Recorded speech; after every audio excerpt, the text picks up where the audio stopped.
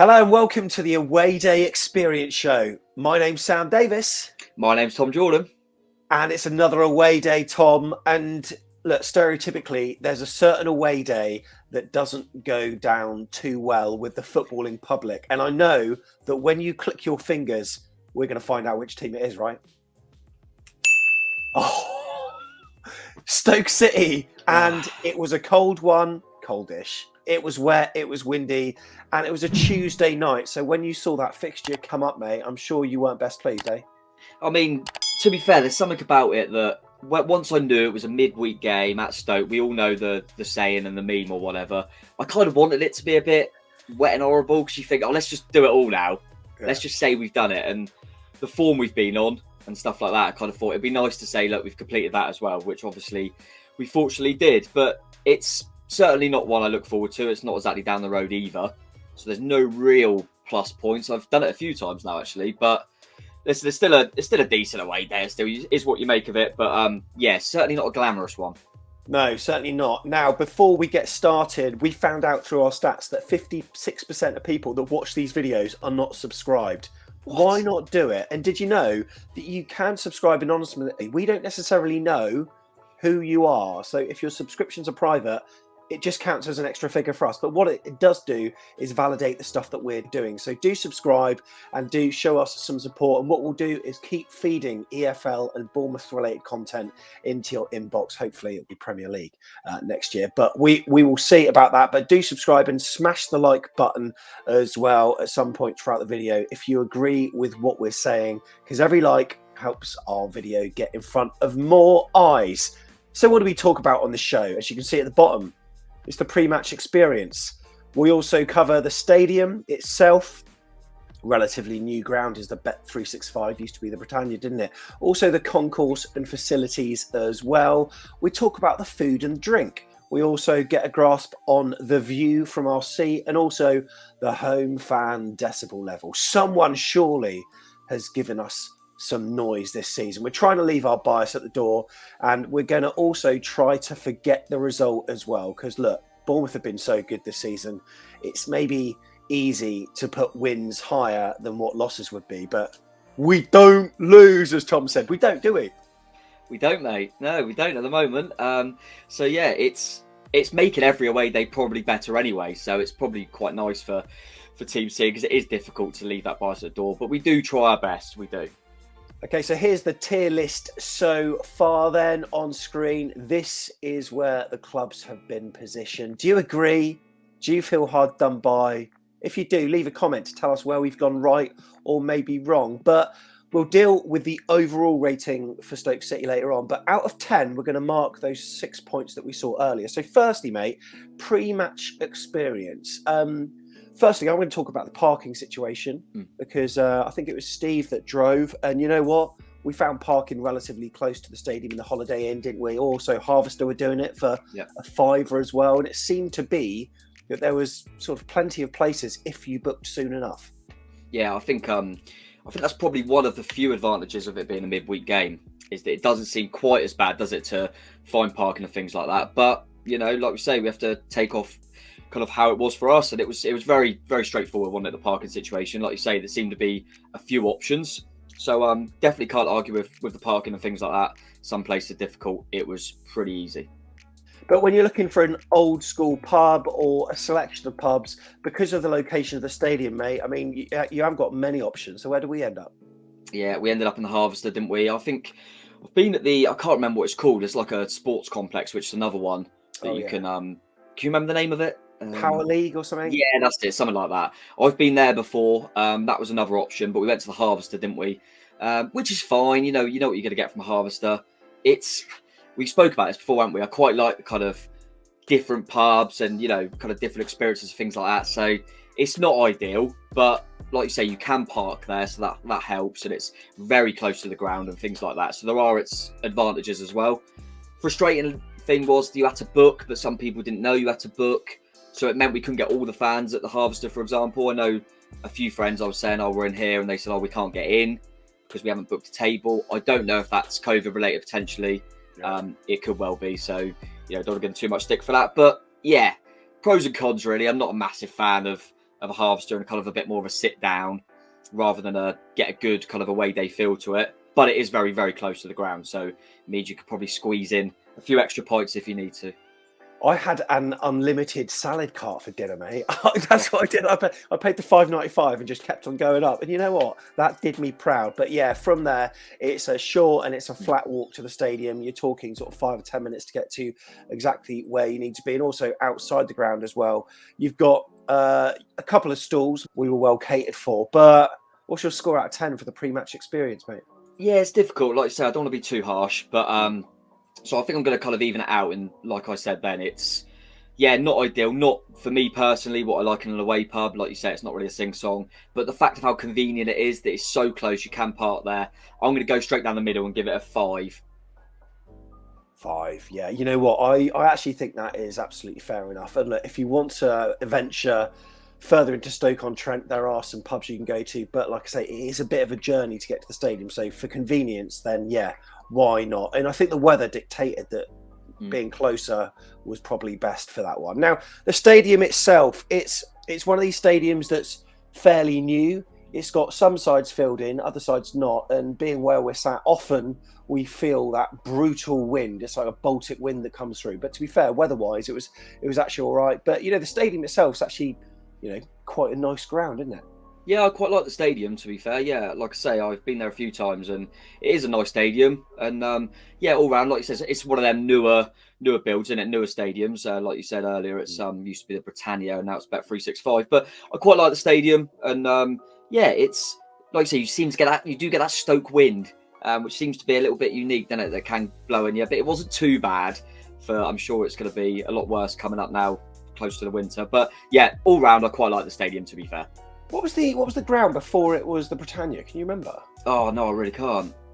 I'm going to try to think. But you know, before the end of the show, we will. I'm sure it will come back to us. I'm absolutely sure it will. But yeah, when you're in the stadium, plenty of legroom where you're sitting. It was quite good. Obviously, we're standing as away fans, so you know we found it all right. And not bad at all. So in terms of stadium, mate, what are you going for? Yeah, I don't think you can complain too much about the stadium. I'll go pretty fair. I think it's a 7. I'm going to go 7. 7. Okay, 7 for Tom there. That is the stadium, the Victoria Ground. That's it. That's the one. I didn't just Google that. No, I know you didn't. Concourse and Facilities then, mate. You know what? It's a fairly flat approach. So I think in terms of accessibility, it's pretty good for anyone who might be in a wheelchair or a power chair or whatever. But for everyone else, I thought it was all right. It's a standard concourse, easy to get the toilets, but it's quite easy to say that when you're one of 550 travelling up there. We didn't take a load, did we?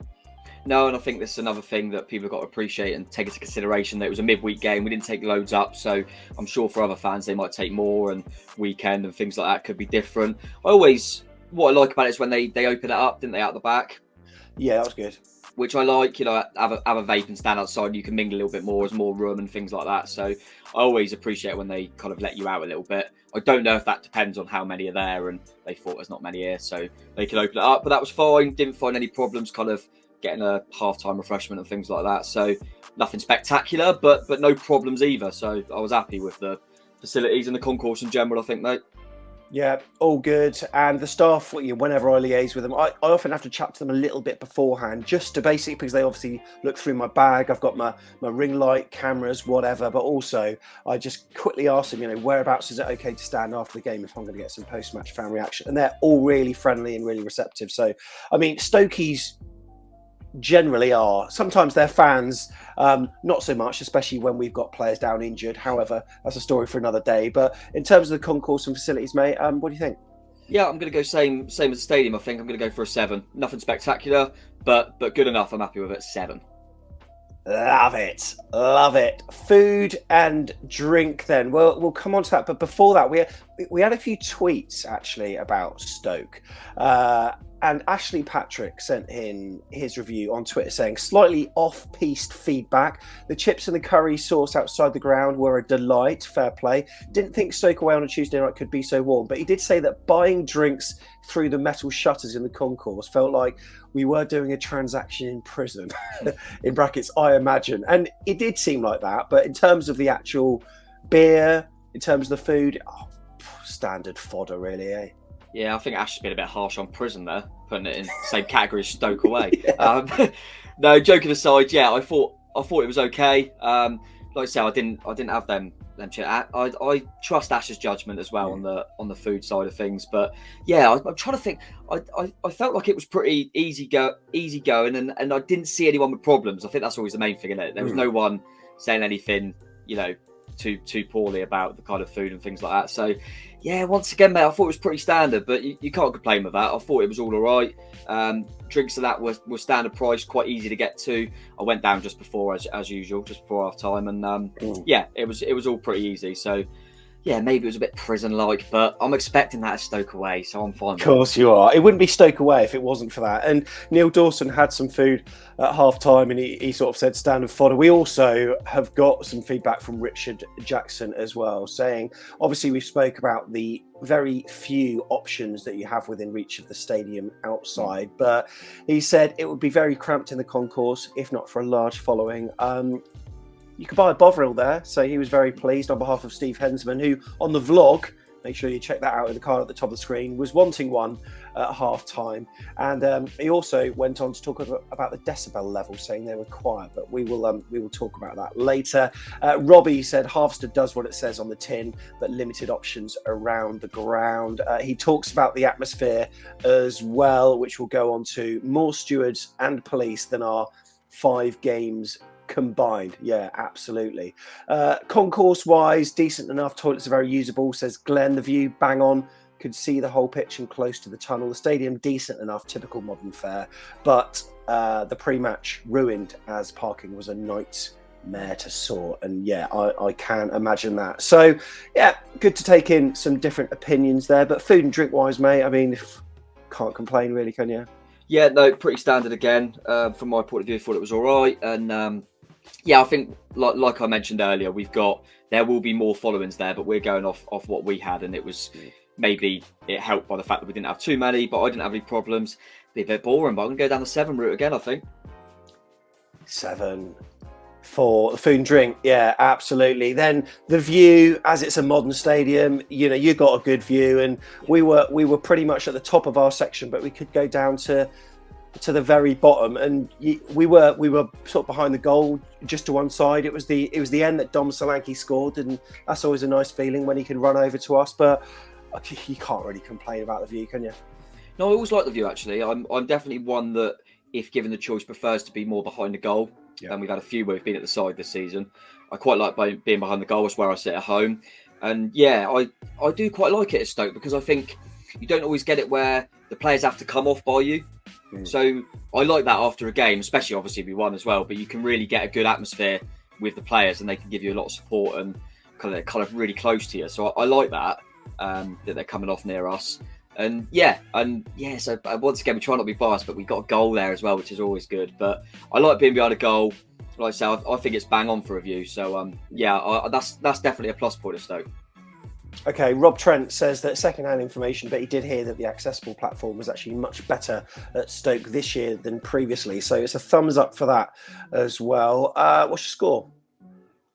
I've got to go 8. I like the view. 8. All right, 8 then for the view. Finally, this will be an interesting one. Home fan loudness. And I was in the concourse just having a Jimmy Riddle before the game was starting, and then in pumps the Tom Jones, Delilah. Didn't even know the backstory of that. Had a look online and found out why it all happened. Story for another day, maybe. But it's their adopted song, and that was quite loud. It was almost like they had some crowd sounds within that track as well, because it made the Stoke fans. And then when that track stopped playing, it was pretty lifeless. And I've got to say, I don't know if it's down to how we're playing this season, but didn't really hear much from them.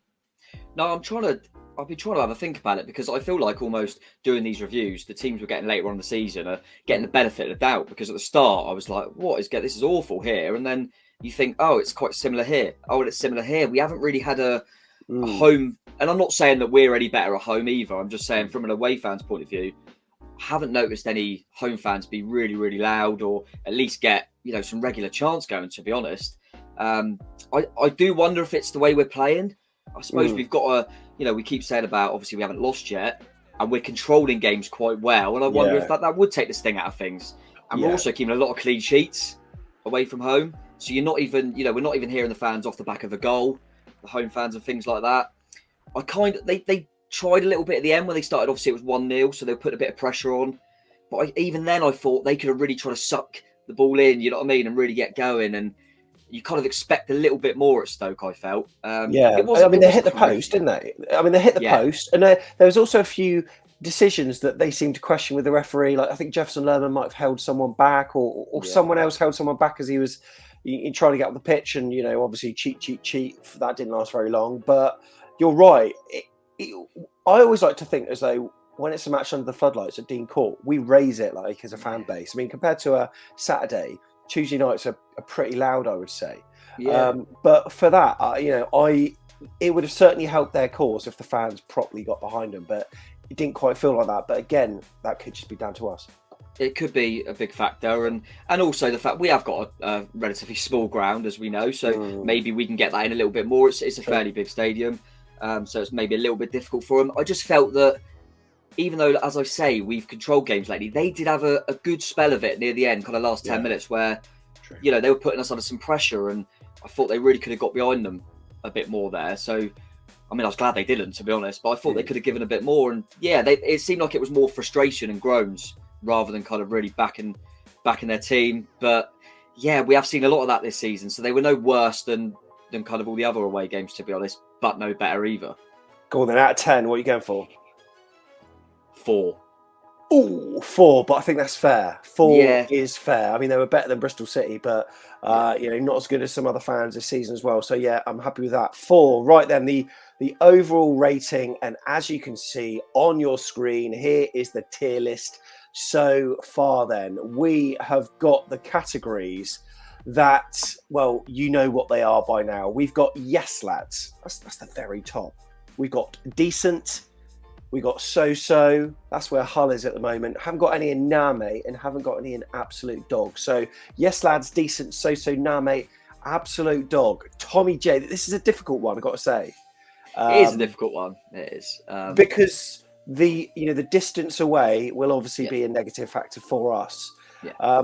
But even if you're a fan of a club that's relatively close by, I still think you'd probably look at this and be like, oh, for God's sake, go to Stoke. Not just us, because we're on the south coast. Yeah, it does have that feel to it. It doesn't help that it's not down the road for us either. We've got to factor that in. Like I say, I give it some decent ratings for your kind of standard things like the concourse, food and drink. It's nothing horrific about it.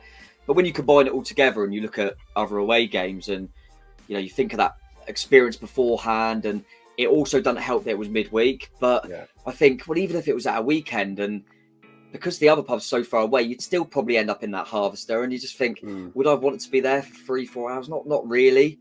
And you know what I'm like, Sam? I want to get there as early as possible and really soak it all in. It's definitely one that, out of all the teams in the league, obviously we haven't played them all yet, but I've been to the majority of grounds, and if I had to miss one, this would be one of the ones in my thinking. But it wasn't. It's going to go into a category that no one's got yet. I'm not going to be too harsh. I'm going to have to put it in now, mate. I'm going to have to. I was thinking exactly the same thing. It's not absolute dog. No. And you know what? I'm sort of looking through the fixture list, wondering which teams will actually enter that category. Maybe none of them. We don't know. But I agree with Name. And that's no disrespect to Stoke City, your fans or whatever. It's just the fact that for us, we find the experience not as good as other teams in the Championship. And look, you might even agree. You might even agree. I know it's on your doorstep, but when you go to other places, you must think, oh, why don't we do that? And you know what? Fair play. So there we go. Stoke City have entered the Nah Mate category. The tier list is shaping up down well. Yeah. Looking forward to the comments. The tier list is shaping up quite nicely, though, isn't it, mate? And we've got some matches ahead of us, including Reading coming up that that should be an interesting one.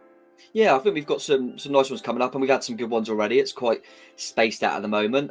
Feel for Stoke, because I didn't want to be one of the ones to put them in the kind of lower two, but got to be honest with it. I think like you say, it's going to be because we love away days. You don't want to. I don't think there's going to be too many too poor. I think it's going to be when we potentially have one where things go against us in terms of kind of maybe the staff or something goes wrong, and it's just one of them. We're trying to base it off that one, and I've been to Stoke a few times. I've tried to take out the kind of previous ones I've had. So yeah, try to be as fair as we can. We've got some good ones coming up. Reading up next, which is, as we mentioned before, that's always going to probably serve a bit better because of how close it is for us. Yeah, it's got to be our closest, hasn't it? Yeah, that and Bristol City. Yeah, I think there's about a mile in between them. Yeah. Like that, so, yeah. So looking forward to that one. It's obviously an evening one as well, so that's always interesting. We haven't had a Saturday night away yet, so things like that always come into contention. But looking forward to some more trips, mate, and see if we can get any more up in that top category. Come on, hopefully it can be done. Tom, appreciate your company today. Cheers, boss. We appreciate your company too. Remember to subscribe. We'll see you in the next one. Up the cherries. Up the chest.